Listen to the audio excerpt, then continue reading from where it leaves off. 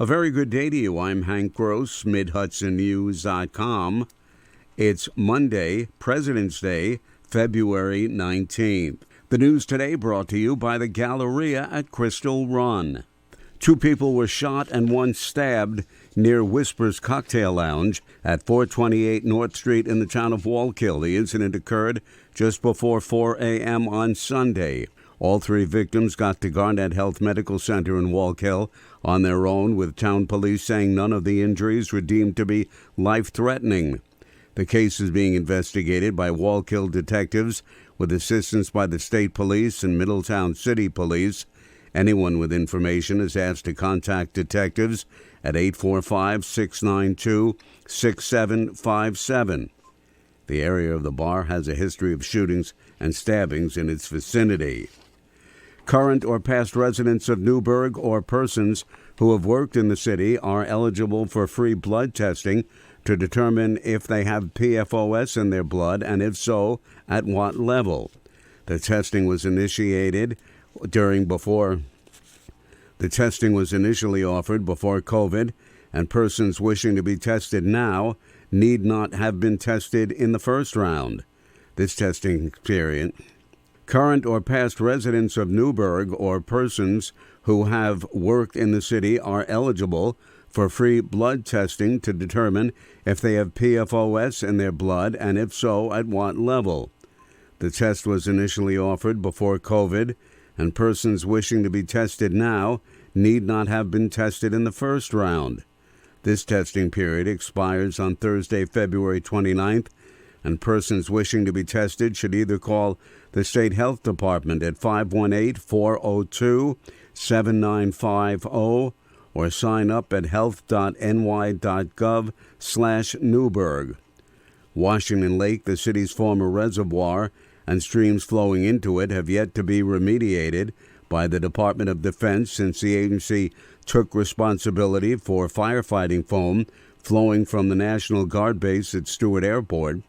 Jennifer Rawlison, a member of the Newburgh Clean Water Project, noted the remediation project has been a slow one.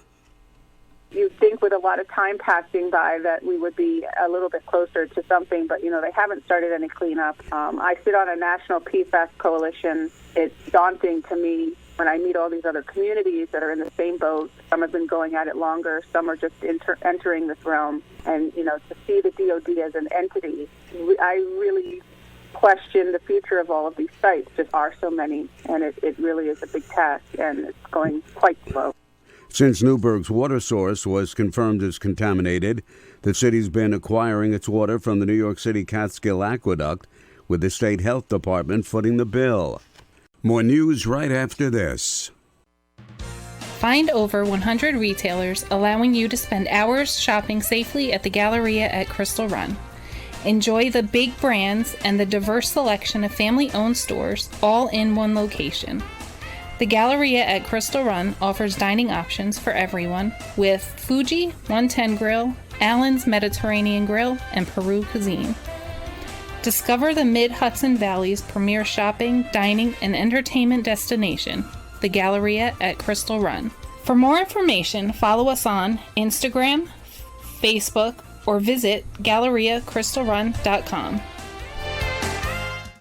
On October 7th last autumn, Metan Boltox was attending a music festival not far from Gaza with some friends and was in good spirits, taking selfies together until too many rockets began firing, ending a planned day of happiness and fun. Boltox was born on Long Island and moved to Israel as a 9-year-old.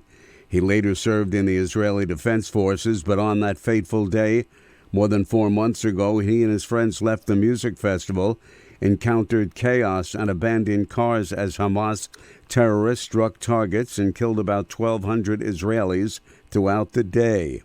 After picking up some others, coping with the shock of the day, they found safety in shelters until Boltox found a friend in a town and sheltered at his family residence. Non-stop rockets, he said. Just still nonstop rocket fire. One of the people that we picked up, he was kind of tripping out, and every time we entered the bomb shelter, which was about every 5 minutes, He thought that I was a terrorist and that we had to calm him down every time. It was just very claustrophobic and very intense, and no one really knew what was going on. Not even the news knew what to report. Boltock spoke in the city of Hudson yesterday. Rallies held in Middletown, Kingston, Beacon, and Poughkeepsie yesterday called for an end to what protesters say is Israel's ongoing genocide in the Gaza Strip. One of the organizers, Mia Inouye, attended the Middletown rally, and she believes Israel's goal is not to eliminate the Hamas terrorist organization permanently. We know that, first of all, what's happening in Gaza right now, there's no plausible plan to get rid of Hamas, right? That is not actually the strategy here. The strategy is that Israel is just trying to make a land grab. And so we need to stop that, first of all, and stop the killing of civilians so that the Palestinian people can, continue to pursue their own self-determination. Given that Hamas's goal is to destroy Israel, Inouye was asked if the Palestinian people should take up arms to rid Gaza of Hamas. I don't have a position on that. As an American, I don't think that that's our fight, right? I think that the Palestinian people, I trust them to organize and to decide, right, what the political organization is that can best represent them in their struggle for self-determination. Meanwhile, Israel is said to be preparing a ground assault on Rafah. 2 people were shot and 1 stabbed near Whispers Cocktail Lounge on North Street in the town of Wallkill. The incident occurred about 4 a.m. Sunday. Police are continuing to investigate.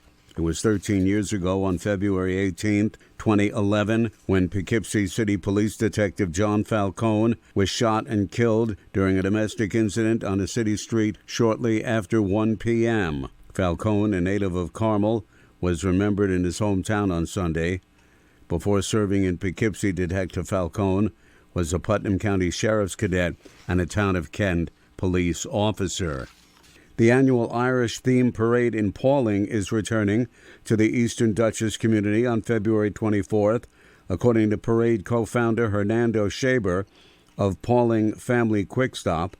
Billed as America's shortest parade, the 8th annual 223-foot march down Broad Street in the village begins with live entertainment at 10:30 a.m. The Pauling Parade beats out the annual 306-foot-long Monroe St. Patty's Day Parade. I'm Hank Gross, MidHudsonNews.com. The news today brought to you by the Galleria at Crystal Run.